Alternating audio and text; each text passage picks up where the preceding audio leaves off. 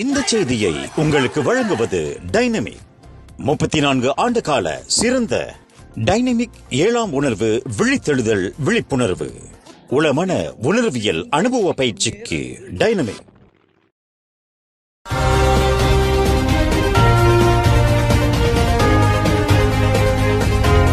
வணக்கம். திசைகளின் 5 மணி செய்திகள். நஜீப் விடுவிக்கப்பட்டால் லஞ்ச ஊழல் நியாயப்படுத்தப்பட்டுவிடும். மலேசியா ஒரு வாழைப்பழ குடியரசாக மூழ்க நேரிடலாம், எச்சரிக்கிறார் முன்னாள் SPRM தலைமை ஆணையர் லத்திஃபா கொய்யா. முன்னாள் பிரதமர் டத்தோஸ்ரீ நஜீப் துன் ரசாக்கை வீட்டு காவலில் வைப்பது தொடர்பாக எடுக்கப்பட்ட முடிவு மாமன்னருடையது என்று கூறியிருக்கும் பிரதமர் டத்தோஸ்ரீ அன்வார் இப்ராஹிமை மலேசிய ஊழல் தடுப்பு ஆணையமான SPRMின் முன்னாள் தலைமை ஆணையர் லத்திஃபா கொய்யா இன்று கடுமையாக சாடினார்.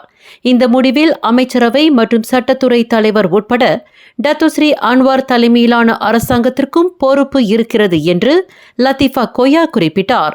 நஜீப்பை வீட்டு காவலில் வைப்பதற்கு மாமன்னர் முடிவு செய்ததாக பிரதமர் அன்வார் கூறுகிறார். ஆனால் அந்த முடிவு அமைச்சரவை மற்றும் சட்டத்துறை தலைவர் உட்பட மன்னிப்பு வாரியத்தின் முடிவாகும் என்று லத்திஃபா கொய்யா வாதிட்டார். இந்த முடிவுக்கு முழுக்க முழுக்க அரசாங்கமே பொறுப்பேற்க வேண்டுமே தவிர மாமன்னர் அல்ல என்பதையும் லத்திஃபா கொய்யா தெளிவுபடுத்தினார். நஜீப்பை வீட்டு காவலில் வைப்பது மீதான விண்ணப்பத்திற்கு மாமன்னரே முடிவு செய்துள்ளதாகவும் அந்த முடிவு குறித்து அரசாங்கம் கேள்வி எழுப்ப முடியாது என்றும் அன்வார் கூறியதாக கடந்த ஞாயிற்றுக்கிழமை வெளிவந்துள்ள செய்தி தொடர்பில் லத்திஃபா கொய்யா எதிர்வினையாற்றினார். கைதி ஒருவரை வீட்டு காவலில் வைப்பது என்பது நாட்டின் சட்டத்தில் இல்லாத ஒன்றாகும் என்பதுடன் கூட்டரசு அரசியலமைப்பு சட்டம் 42வது விதி மற்றும் சிறைச்சாலை சட்டம் ஆகியவற்றில் எந்த இடத்திலும் அவ்வாறு வலியுறுத்தப்படவில்லை என்பதையும் ஒரு சட்ட வல்லுநரான லத்திஃபா கொய்யா விளக்கினார். கோடிக்கணக்கான வெள்ளி லஞ்ச ஊழலில் சம்பந்தப்பட்டு 9 நீதிபதிகளால் குற்றவாளி என்று நிரூபிக்கப்பட்டுள்ள நஜீப் விடுவிக்கப்பட்டால் அவர் புரிந்த லஞ்ச ஊழல் நடவடிக்கைகள் நியாயப்படுத்தப்பட்டுவிடும், அவை சட்டப்பூர்வமானதாகிவிடும். அவ்வாறு நடந்தால் நாடு அரசியல் நிலைத்தன்மையை இழக்க நேரிடலாம். பின்னர் பொருளாதாரம் சீர்குலைந்து ஒரு பரம ஏழை நாடாக மலேசியா ஒரு வாழைப்பழ குடியரசாக மிதக்கும் நிலை ஏற்படலாம் என்று லத்திஃபா கொய்யா எச்சரித்துள்ளார். கடை ஒன்றில் சார்டின், தேத்தூள் மற்றும் தின்பண்டங்களை திருடிய குற்றத்திற்காக முதியவர் ஒருவருக்கு ஜோஹோர் பத்துபஹாட் மேஜிஸ்ட்ரேட் நீதிமன்றம் இன்று 1 மாத சிறை தண்டனை விதித்தது. மனைவியை இழந்தவரான 64 வயது ஜமாலுடின் யூசுப் என்ற அந்த முதியவர் கடந்த ஏப்ரல் 18ஆம் தேதி பிற்பகல் 1:15 மணியளவில் ஜோஹோர் பரேராஜா என்ற இடத்திலுள்ள பல்பொருள் விற்பனை கடையில் இக்குற்றத்தை புரிந்ததாக நீதிமன்றத்தில் தெரிவிக்கப்பட்டது. 10 சர்டின், 2 நெஸ்கஃபி பாட்டில்கள் மற்றும் தின்பண்டங்களை திருடியதாக அந்த பெரியவர் மீது குற்றம் சுமத்தப்பட்டுள்ளது. குற்றவாளி என்று நிரூபிக்கப்பட்டால் கூடியபட்சம் 10 ஆண்டு சிறை மற்றும் அபராதம் விதிக்க வகை செய்யும் குற்றவியல் சட்டம் 380 பிரிவின் கீழ் குற்றம் சுமத்தப்பட்டது. அந்த முதியவரின் இச்செயலினால் அந்த கடைக்கு பெரிய இழப்பு ஏற்பட்டுள்ளதாகவும் மற்றவர்களுக்கு ஒரு பாடமாக இருக்க கடுமையான தண்டனை விதிக்கப்பட வேண்டும் என்று அரசு தரப்பு வழக்கறிஞர் ஃபரா வஹீடா நீதிமன்றத்தை கேட்டுக்கொண்டார். பினாங்கில் வீடமைப்பு பகுதி ஒன்றில் மின் தூக்கியில் மாது ஒருவரினால் சுடுநீர் தாக்குதலுக்கு ஆளான மாற்றுத்திறனாளிக்கும் அந்த மாதுவிற்கும் நீண்ட காலமாகவே தகராறு இருந்துள்ளது என்பது விசாரணையில் தெரியவந்துள்ளது. ஒரே வீடமைப்பு பகுதியை சேர்ந்தவர்களான மனநலிவு கொண்ட அந்த 33 வயது ஆடவருக்கும் 39 வயதுடைய அந்த சீன மாதுவிற்கும் கடந்த 3-4 ஆண்டுகளாக தகராறு இருந்துள்ளது. அதன் காரணமாகவே இந்த தாக்குதல் நடந்துள்ளதாக பூர்வாங்க விசாரணையில் பரடயா மாவட்ட போலீஸ் தலைவர் கமருல் ரிசால் ஜெனால் தெரிவித்துள்ளார். எனினும் இவ்விவகாரத்தை தாங்கள் இன்னமும் விசாரணை செய்து வருவதாக இன்று நடைபெற்ற செய்தியாளர்கள் கூட்டத்தில் அவர் இதனை தெரிவித்தார். கடந்த வாரம் வெள்ளிக்கிழமை காலை 9:20 மணியளவில் பினாங்கு பயன் லப்பாஸ் ஜாலன் ராஜாவாலியில் உள்ள அடுக்குமாடி வீடமைப்பு பகுதியில் மின் தூக்கில் ஏறுவதற்கு முற்பட்ட சோலைராஜ் என்ற மாற்றுத்திறனாளியை மின் தூக்கில் இருந்த சீன மாது ஒருவர் சுடுநீர் வீச்சு தாக்குதல் நடத்தியதில் அந்த மாற்றுத்திறனாளி காயமடைந்தார். இச்சம்பவம் திடீரென்று ஏற்பட்டதைப் போல் இருந்தாலும் ஒரே வீடமைப்பு பகுதியைச் சேர்ந்த இருவரும் ஒருவருக்கொருவர் நன்கு அறிமுகமானவர்கள் ஆவார். ஆனால் அவர்களுக்குள் தகராறு இருந்துள்ளது என்று கமருல் ரிசால் தெரிவித்தார். எனினும் இந்த தாக்குதலை நடத்திய மாதுவை மனநல சோதனைக்கு உட்படுத்துவதா என்பது குறித்து போலீசார் பரிசீலனை செய்து வருவதாக கமருல் ரிசால் குறிப்பிட்டார்.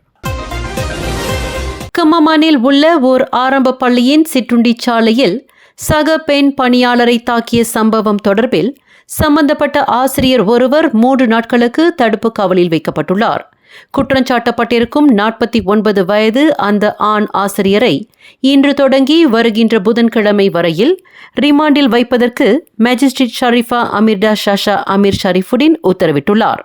குற்றவியல் சட்டம் 323 மற்றும் 506 ஆகிய பிரிவுகளின் கீழ் சம்பந்தப்பட்ட ஆசிரியர் மீது விசாரணை மேற்கொண்டு வருவதாக கூறப்படுகின்றது. நேற்று மாலை 6:55 மணியளவில் பள்ளியின் சிற்றுண்டி சாலையில் ஆங்கில பெண் ஆசிரியர் ஒருவர் சக பணியாளரால் அடித்து உதைக்கப்பட்டதாக கமாமான் மாவட்ட போலீஸ் தலைவர் சூப்பரிண்டென்டென்ட் ஹான்யான் ராம்லான் தெரிவித்தார். ஹுலுலாங்காட் குனோங் நுவாங் லோலோ முகாமின் ஆற்றில் தவறி விழுந்து காணாமல் போனதாக கூறப்படும் மலையேறி ஒருவரின் உடல் இன்று மீட்கப்பட்டுள்ளது. இன்று பிற்பகல் 1 மணியளவில் 36 வயதுடைய அவ்வாடவர் விழுந்ததாக கூறப்படும் சம்பவ இடத்திலிருந்து சுமார் 4 கிலோமீட்டர் தொலைதூரத்தில் கண்டெடுக்கப்பட்டதாக ஸ்லாங்கூர் மலேசிய தீயணைப்பு மீட்புத்துறையின் உதவி இயக்குநர் முக்லிஸ் முக்தார் தெரிவித்தார். நேற்று இரவு 8:11 மணியளவில் ஆடவர் ஒருவர் ஆற்றில் விழுந்து காணாமல் போனதாக தீயணைப்பு மீட்பு நிலையத்திற்கு கிடைக்கப்பெற்ற புகாரை அடுத்து அந்நபரை தேடும் பணி தொடங்கப்பட்டதாக முக்லிஸ் கூறினார். போமோ அலி நீர்வீழ்ச்சியிலிருந்து 7 கிலோமீட்டர் தொலைவில் தேடுதல் மற்றும் மீட்பு பணி மேற்கொள்ளப்பட்டதாக அவர் மேலும் தகவல் அளித்தார்.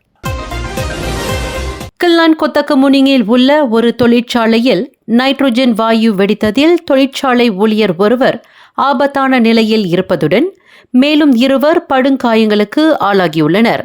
இன்று காலை 10:14 மணியளவில் கிடைக்கப்பெற்ற புகாரை அடுத்து தீயணைப்பு மீட்பு படையினர் சம்பவ இடத்திற்கு விரைந்ததாக ஸ்லாங்கூர் மலேசிய தீயணைப்பு மீட்புத்துறையின் செயல்பாட்டு பிரிவின் உதவி இயக்குநர் முக்லிஸ் முக்தார் தெரிவித்தார்.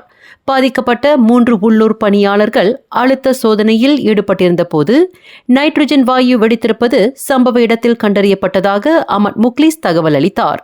இந்த வெடிப்பு சம்பவம் தொழிற்சாலை கட்டடத்தை பாதிப்படைய செய்யவில்லை என்பதுடன் அவ்விடத்தில் எந்த ஒரு ஆபத்தும் இல்லை என்பதை ரசாயன சிறப்பு குழுவினர்களால் உறுதிப்படுத்தப்பட்டதாக அவர் மேலும் கூறினார். ஹுலுஸ்லேங்கூர் உட்பட கோம்பாக் மாவட்டங்களை சுற்றியுள்ள 24 மணி நேர கடைகளினுள் புகுந்து கொள்ளையடித்து வந்த ஆயோ என்கின்ற கொள்ளை கும்பலை போலீசார் வெற்றிகரமாக கைது செய்தனர். நேற்று நள்ளிரவு 3 மணியளவில் குவாங்கில் உள்ள வீடொன்றில் மேற்கொண்ட அதிரடி சோதனையில் 23 முதல் 32 வயதிற்கு உட்பட்ட 3 நபர்கள் கைது செய்யப்பட்ட வேளை அந்நபர்களிடமிருந்து ஹோண்டா RSX மோட்டார் சைக்கிள், 2 ஹெல்மெட்கள், 1 கருப்பு ஆடை மற்றும் 1 ஜோடி காலணியும் கைப்பற்றப்பட்டதாக ஹுலுஸ்லேங்கூர் மாவட்ட போலீஸ் தலைவர் சூப்பரிண்டென்டென்ட் ஃபைசல் தாரிம் தெரிவித்தார். கைது செய்யப்பட்ட அந்நபர்கள் மீது ஏற்கனவே குற்றப்பதிவுகள் இருப்பது விசாரணையில் கண்டறியப்பட்டதாக ஃபைசால் விளக்கமளித்தார். அத்துடன் சிறுநீர் பரிசோதனையில் அந்நபர்கள் மெத்தாஃபெத்தமின் மற்றும் தேத்ரா ஹைட்ரோகெனபினோல் ஆகிய போதைப் பொருட்களை உட்கொண்டிருப்பது வெளிச்சத்திற்கு கொண்டு வரப்பட்டதாக அவர் குறிப்பிட்டார்.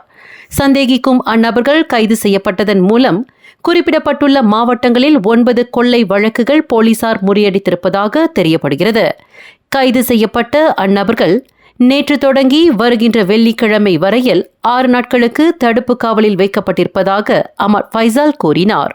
மேலும் செய்திகளை தெரிந்து கொள்ள கீழே இருக்கும் பெல் பட்டனை அழுத்துங்கள். உங்கள் மகிழ்ச்சியை வெளிப்படுத்த லைக் மற்றும் ஷேர் செய்யுங்கள். தொடர்ந்து திசைகளோடு இணைந்திருக்க சப்ஸ்கிரைப் செய்யுங்கள்.